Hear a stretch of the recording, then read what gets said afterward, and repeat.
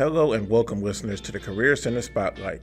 I am your host, Douglas Phenix, the Career Center Coordinator here at Holy Names University. This podcast is all about bringing a spotlight to people who will share their personal journeys, insight, and career wealth and knowledge with you so you can get an understanding of the work they do and how they go about it. I really hope you enjoyed this episode, and let's get it going.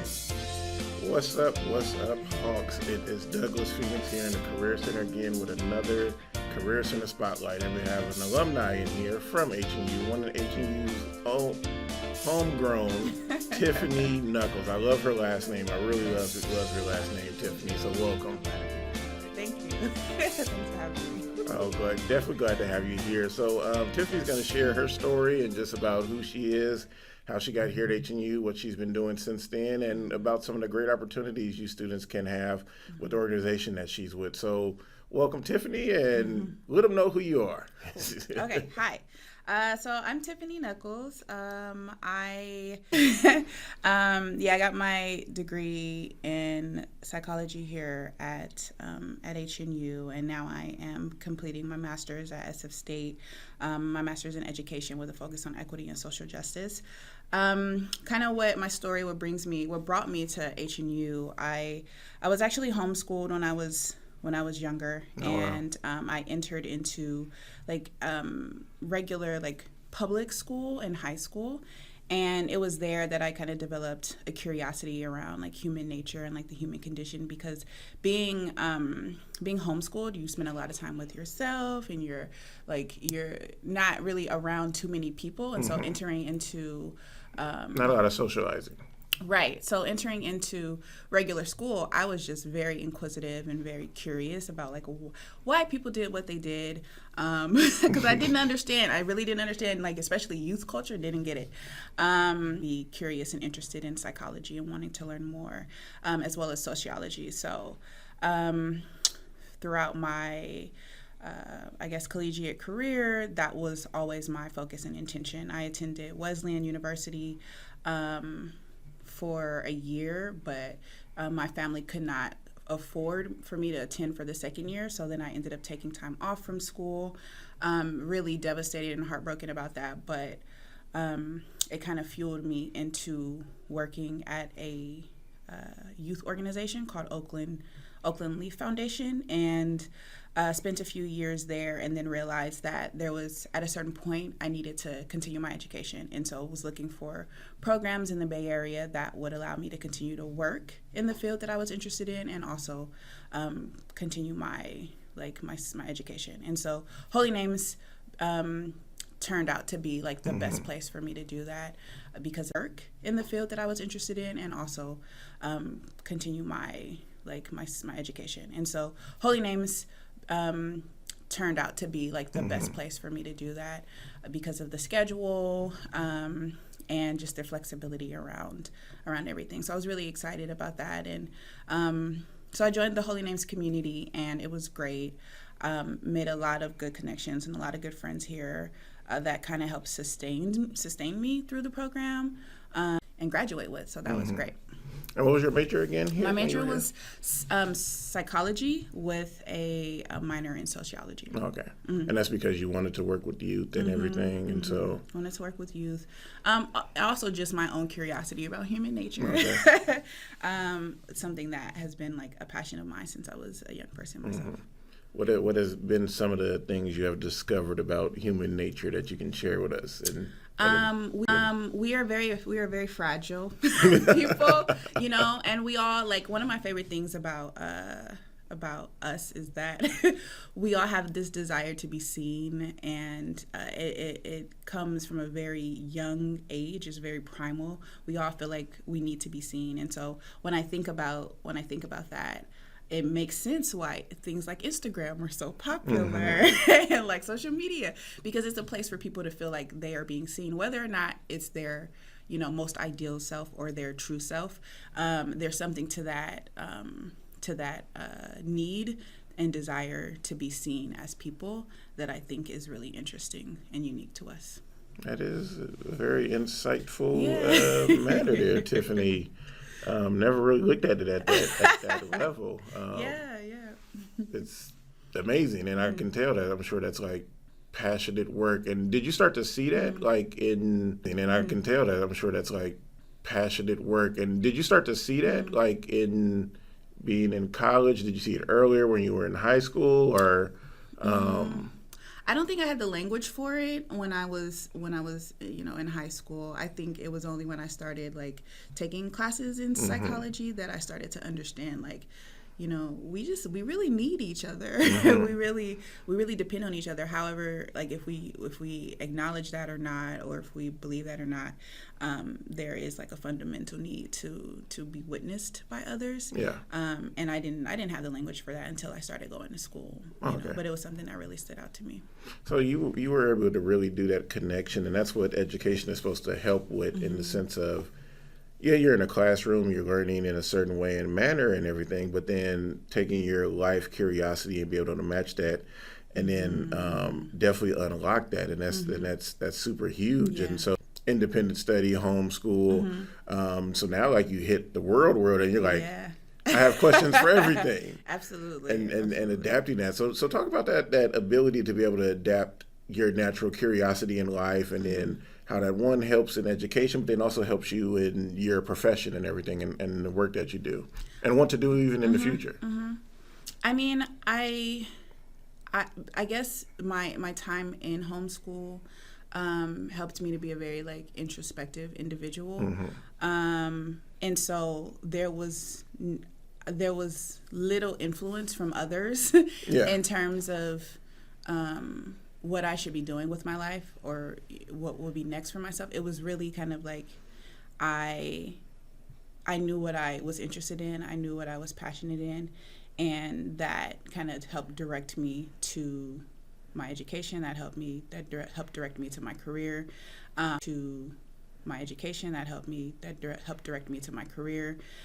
So I know that there's some families who are like, oh, you're going to be a doctor. Oh, you're going to be this. Or you're going to be like, like there's a lot of pressure, external pressure. For me, I think it had to do with being homeschooled. I never felt the need to conform to what other people thought, right? So I think in my career and in my educational choices, it was always like, what do I want to do? And what matters to me? What am I passionate about? Like what? And I think that like the field that I went into work into, it's things that I love, like I can't see myself doing something that I dread, or that I'm not happy about or passionate about. Whereas I know there's people who, just need to survive, and they just kind of have to do what they need to do. Or there's external pressure that makes them feel like they need to do a certain thing. And so I think, and more rewarding, I think. Yeah, no, that has to be super huge, because you just talking about that makes me think of like my own journey. And I remember like when I understood and learned how in class I would like try to rush a test when it was test day because other people were getting done before me. Right. And so, and thinking about you being homeschooled, there was no competition for you. Like you were your own competition. Right. So that's a heck of a mind state to have, and then being able to harness it and learn it enough where when you go into the outside world and have to deal with people and everything, it gives you that sense of self. So it's definitely, and I try to emphasize to students here, especially when I interact with the students who are doing like leadership positions or stuff here, the best way to lead is you have to be able to learn and lead yourself first, though. Right. Because if you can't lead yourself, you can't lead others. And that's such a lead yourself first, though. Right. Because if you can't lead yourself, you can't lead others. And that's such a huge thing to get. And I'm learning just so much from you right now. I'm just like, okay, this is somehow, somewhere I'm going to use this down the line with somebody else. So it's amazing. And so you talked about your passions and people being able to help you in things. Who have been some of your biggest like influencers or like motivators in your life? Absolutely.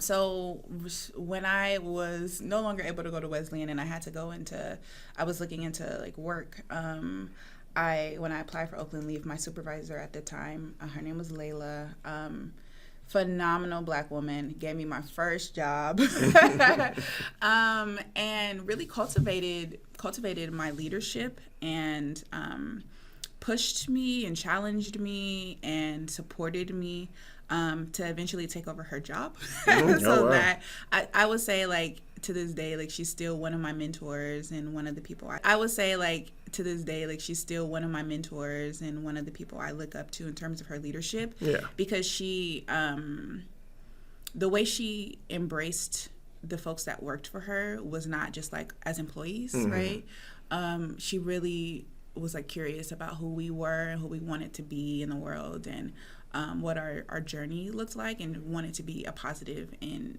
impactful person in our journey. And so when I took over her position, I really tried to lead a lot like her. Mm-hmm. Realized that I couldn't do that, and Yeah. so but that I could take elements of like what she taught and what she represented and stood for. Mm-hmm. I could take elements and like incorporate that into my own leadership style. Yeah. And I think it made me a better leader with my own team. And so really grateful for her example, Mm-hmm. and for her time, her energy, and her Amazing. Yeah, no, we definitely need those people to help invest in us. Absolutely. And take charge. I want to touch on that part of leadership, because leadership is always a talk about, and a lot of students struggle with it, and they don't see themselves as leaders. Right. Is that tricky thing, because a lot of people don't see it they don't see themselves as leaders, Right. and especially as students. So can you talk about your journey of leadership? Have you always seen yourself as a leader? Did you Absolutely struggle not. as a leader? And then going into that, like seeing a model and then trying to do that and failing, but then finding it for yourself. So So when I was in high school, I knew that I wanted to be a director of a after school program. Oh, okay. I don't know why I was so specific Wow. at 16, or 17, but I was. And so going to apply for the position that I applied for, and telling my supervisor, I want your job. just boldly out like that? I told her. Wow, okay, that's what I'm talking about. And, them knuckles, it's and them knuckles. I ended up getting her job. But I think I definitely don't think that I fully understood what that meant when I said it, right? It was only through kind of watching her example and like, ace to step into my leadership that I was able to. As I've been in various leadership roles, I think the biggest thing that I've learned is that you can be an authentic leader, and I don't think that folks talk enough about what that means. And for me, I've learned that means just being yourself, and also being flexible and open to learning and growing, and not being stagnant, right? And so if you come into a situation and you think you know how it's going to go or how it's going to play out, you may fail. So it's all about kind of like being open and flexible and learning and doing what's best for your community, and checking yourself and checking your own leadership, and making sure that you're considerate of all of the stakeholders that are there,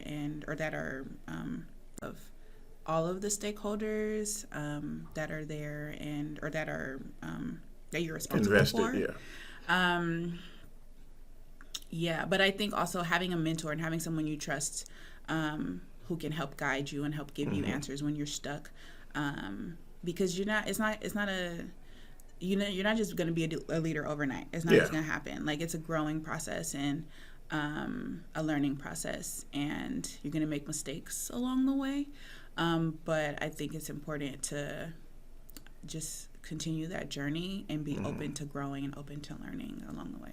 Yeah, no, it's definitely huge. I just taught in my class yesterday about leadership, and just trying to have students understand that concept, and there's so many different ways to lead, and just all of that. So I definitely appreciate you for all of that insight and everything. So who was maybe the first person to like give you a glimpse into you were a leader? It's a great question. The first person, I go back to, like, I worked at Oakland Leaf for 12 years, so I can't say that like folks who I've had as examples. So I will say it does kind of come back to that original person I was talking about, who was Layla, and then also Shout out to Layla. And then also the principal at the school where I became the after-school director for. Okay. Her name was Larissa. And I don't know, just like seeing certain leadership styles and how folks are respected in the community, but not just respected because they're powerful and but respected because they really care about the community, and they really do their best to make sure that the community feels supported and held. I think the two of them saw potential in me and made space for me. Yeah. And then as they were doing that, I'm like, okay, I can do this. I can do this. I have support, Yeah. And so they would bring me into meeting.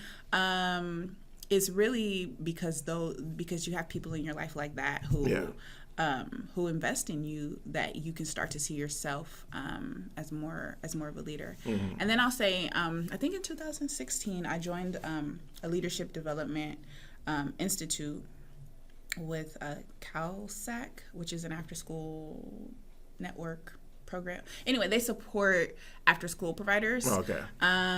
So it's like an association for after-school programs. Yeah. It was like it was a year-long fellowship, and I would say it was the first time that we were empowered, because it was for leaders of color, and so really felt empowered to see our experience and our place as folks of color as an asset rather than a deficit. Okay. A lot of times I think that folks of color feel marginalized or kind of sit in a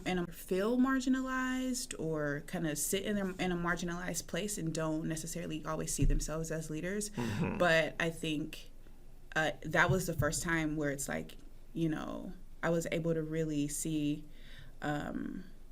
being a Black woman as an asset to whatever community that I go into, right? Nice. And so I think it's also important to have like affinity spaces like that for leaders of color to really kind of talk about like maybe past trauma, talk about current experiences, and to also have a healing space where you can, step into your power and step into your leadership.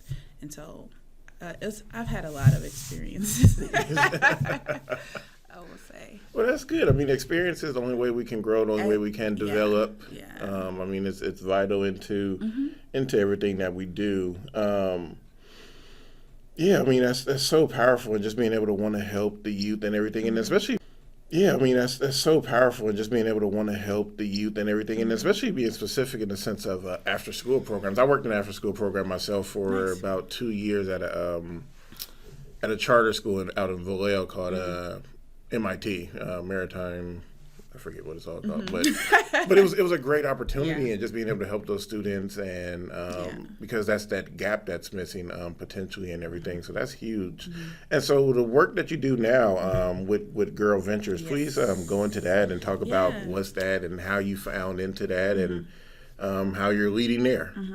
So Girl Ventures is primarily a wilderness immersion program where we take girls, trans and non-binary students out into the wilderness. So we have our summer programming that's upcoming where it's a progression model. So we start with girls who are in 6th grade, so 10 years old, all the way to courses that they can participate on. A number of our courses include like kayaking, rock climbing, all of them include backpacking as well as like camping on different levels. So it's really an opportunity for girls to like push themselves and challenge themselves. We really focus on increasing girls' confidence and their sense of leadership and like just self-awareness. And so there's a lot of social emotional learning that takes place on the courses. And that's primarily the bulk of our programming, but we also do indoor rock climbing in the fall and the spring, again with the same goal of just increasing girls' confidence and their sense of self and identity through challenging and rigorous programs that like kind of push their physical ability as well as their mental capacities. So that's a little bit about Girl Ventures, and then how I found Girl Ventures. Like I said, I was with Oakland Leaf for about 12 years and was looking for something completely different. Like I love my job, but I have been there for so long, and I was looking for something to kind of like. Like I love my job, but I have been there for so long, and I was looking for something to kind of like push myself and challenge myself. And And yeah, so a lot of the opportunities that I was looking for were, I guess, higher level, maybe included like outreach, being in the community, connecting with folks, because that was something that I didn't feel that I was doing a lot of in my role as a site manager. Like I was really always at the same place at all the time, managing the same staff, even though we had some turnover, the same staff, same students, even though they were, graduating out and things like that. It was one place, and I really wanted to like push myself and see like what does it mean to like expand. Yeah. Right. So I found Grow Ventures and applied to Grow Ventures, and I applied for one position at Grow Ventures and was offered another, recruiting students, connecting with families, connecting with school partners, community partners, and managing volunteers, corporate and individual volunteers, and just like I was able to take my experiences as a site as a manager of an after school program, and like utilize that to kind of connect with folks who are interested in working with youth related programs, and so that's how I got involved. It just gives me an opportunity to kind of expand my own world a bit. Which is what I was looking for. Touch on that.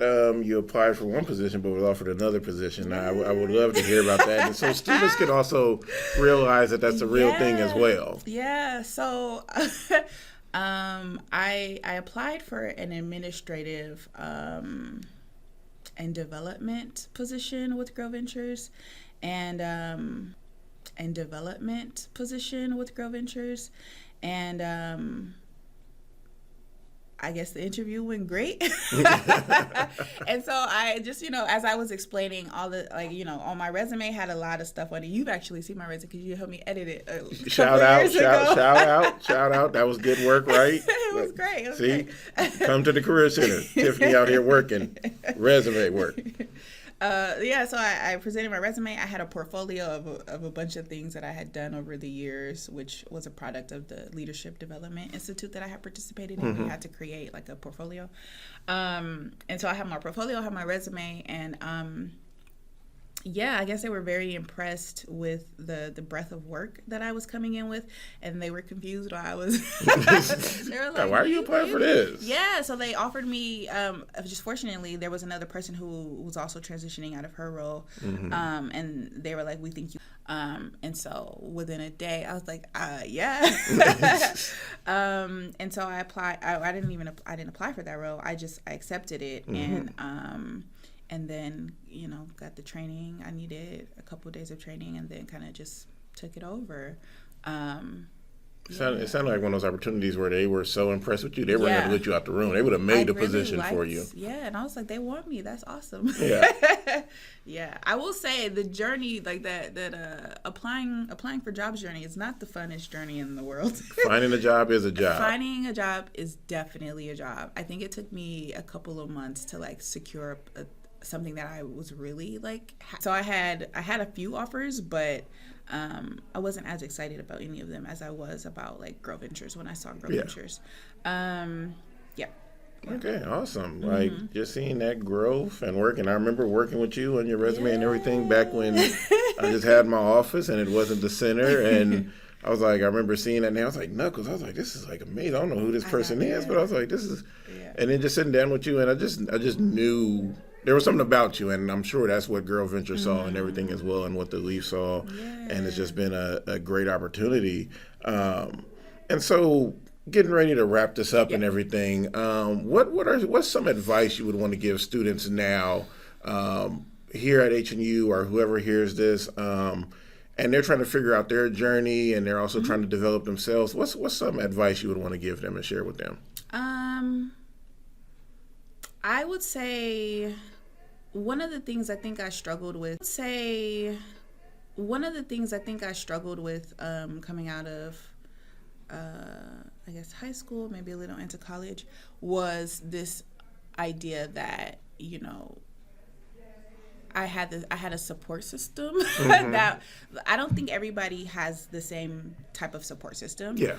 And so really wanting to like encourage folks to see themselves as their own best resource, and push yourself, basically. So utilize all of the resources that are around you. Like, come to the student, what is this? The student center? The career center. Come to the career center. where we help students. So. Right. Like, there are so many things that are available for folks, and so really tapping into them. Don't try not to be intimidated or nervous, because I know that especially for a young college student, you can feel intimidated walking into a space. Just push yourself and challenge yourself, and use the resources that are around you, and don't be afraid to kind of try something new, especially if it's gonna help you to advance yourself in whatever you're passionate about, right? So I would say that's the first thing. Identify what it is you love and what you're passionate about, and then look around and find what resources are available and tap into those. Really tap into those. And find what resources are available and tap into those. Really tap into those. And don't be afraid to utilize people who are there to help you. Awesome. You got to challenge yourself, got to tap into those resources. That's what's going to help. So at this time, I want to ask you 3 rapid questions just to, get your take on some stuff. And I mean, it doesn't mean you got to just throw it back out. On Ellen's game show right now. Maybe just a little bit. So your most challenging position you have had so far in your career?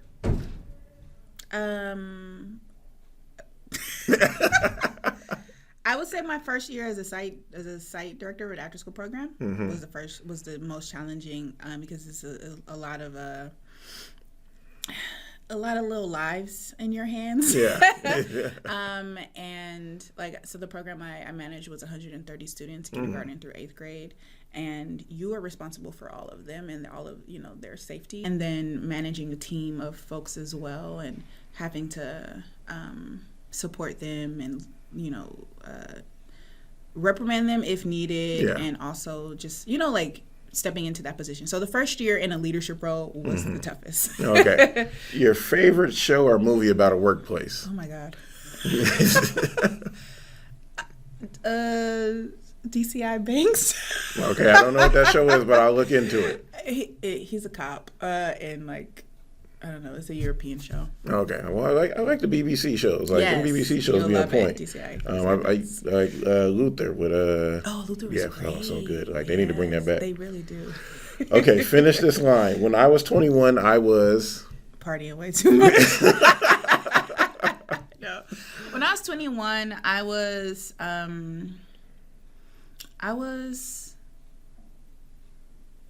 pretty responsible, actually, at 21. I was pretty responsible, actually, at 21. I was paying rent for my family. Oh, wow. I was trying to figure out my life with school and education. And that was right around the time where I couldn't go back to Wesleyan. So I was trying to figure things out and nervous about the future, but young and fresh and all of those great things that come with being 21. You triggered me in the sense of to maybe ask a little bit more about a question, but talk about 21 and paying rent and helping your family. Because I know we have students that struggle with that right now. It's hard. How was that? It's hard. It was hard. So I came from a low income family, and my mom was a single mom, and it was in Oakland. But I think, like I said, I do think my time being homeschooled kind of pushed me to want more and